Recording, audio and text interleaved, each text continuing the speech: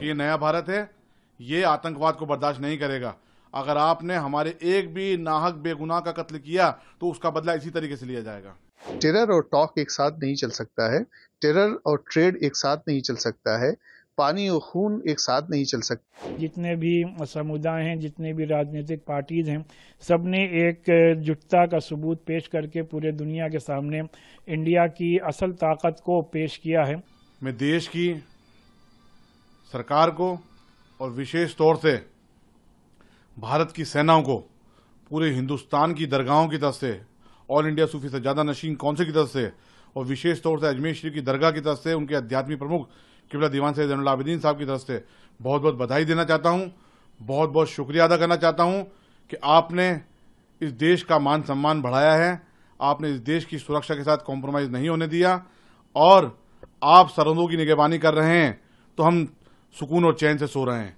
हमें इसका इत्मीनान है कि हमारी सेनाएं इतनी सशक्त हैं, इतनी मजबूत हैं कि आज के बाद कोई आतंकवादी इसकी तरफ नजर उठा के नहीं देखेगा। भारतीय सेना ने प्रेस वार्ता में कहा कि पाकिस्तान में भारी तबाही हुई है। बिल्कुल, भारतीय सेनाओं के जो बयानात आ रहे हैं, प्रेस ब्रीफ आ रही है, वो बिल्कुल ऑथेंटिक है और आधिकारिक बयान है और हमें पूरा यकीन है हमारी सेनाओं पे। उन्होंने बिल्कुल वहां पर नस्तो नाबूद किया है पूरी तरीके से। वहां के जो 9 आतंकवादियों के कैंप वहां चल रहे थे उनको नस्तो नाबूद किया है। 100 से ज्यादा आतंकवादी मारे गए हैं, 40 से 45 जो वहां के जवान मारे गए हैं, ये इस बात का सबूत है। और यहाँ तक कि वहां के जो एयरबेस है जिसमें बहुत भारी तबाही हुई है, तो ये 1971 में पाकिस्तान के लोगों ने तबाही देखी होगी, उसके बाद में अब तबाही देखी है और अब उनको एहसास भी हो गया होगा वहां की सेना को, सरकार को, कि ये नया भारत है, ये आतंकवाद को बर्दाश्त नहीं करेगा। अगर आपने हमारे एक भी नाहक बेगुनाह का कत्ल किया तो उसका बदला इसी तरीके से लिया जाएगा।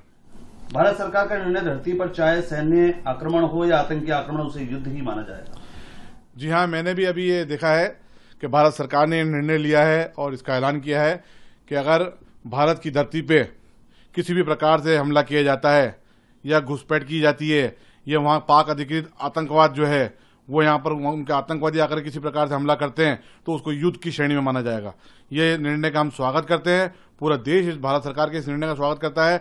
हमें इसी तरीके के मजबूत निर्णय लेने पड़ेंगे, तब जाकर के ये आतंकवाद जड़ से खत्म होगा। प्राइम मिनिस्टर साहब का जो खिताब हुआ, पूरी हिंदुस्तानी अवाम जो है इसका इंतजार कर रही थी और आज उन्होंने सीधे सीधे जो है पाकिस्तान को एक संदेश दे दिया है कि हमेशा जो है हिंदुस्तान जो है ये आतंकवाद के खिलाफ रहा है और रहती दुनिया तक ये आतंकवाद के खिलाफ रहेगा। लिहाजा आतंकवादियों ने जो कारनामे अंजाम दिए, हिंदुस्तान ने उसका मुंहतोड़ जवाब दिया, सेनाओं ने उसका जवाब दिया।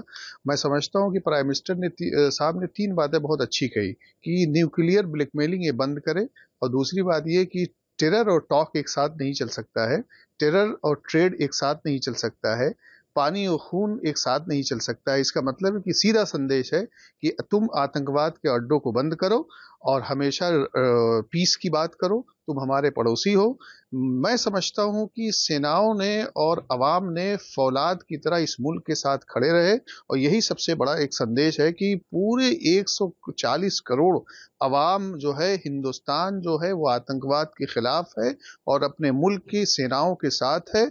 और जब भी आतंकवाद का मसला पूरे देश में उठेगा तो यहाँ की अवाम फौलाद की तरह उसके सामने खड़ी रहेगी। इंडिया ने किस तरीके से पूरी मजबूती के साथ पाकिस्तान को मुंहतोड़ जवाब दिया है, उसका प्राइम मिनिस्टर ने बहुत ही क्लियर अल्फाज में, बहुत साफ अल्फाज में पूरे मुल्क के सामने, पूरी दुनिया के सामने अपने मुल्क का, भारत का मजबूत स्टैंड रखा है।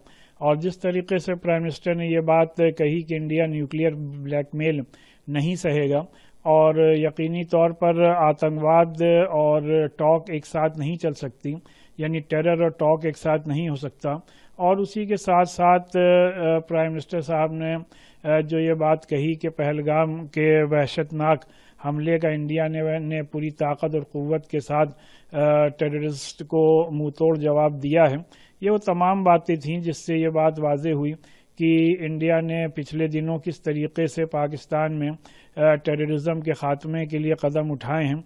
और सही तौर पर उन्होंने जो ये बातें रखी हैं कि कितने बड़े पैमाने पर वहाँ पर आतंकवादियों को मारा गया है और इंडिया का क्या इस सिलसिले में स्टैंड है, तो इससे यकीनी तौर पे जितनी भी बातें थीं वो बहुत वाज़ेह हो गई। और जिस तरीके से प्राइम मिनिस्टर साहब ने ये बात भी कही कि इस वॉर अगेंस्ट टेररिज्म पर पूरा मुल्क चाहे जितने भी समुदाय हैं, जितने भी राजनीतिक पार्टीज हैं, सब ने एक जुटता का सबूत पेश करके पूरे दुनिया के सामने इंडिया की असल ताकत को पेश किया है। उसके लिए तमाम देशवासी, तमाम अहले मुल्क मुबारकबाद के मुस्तहक हैं।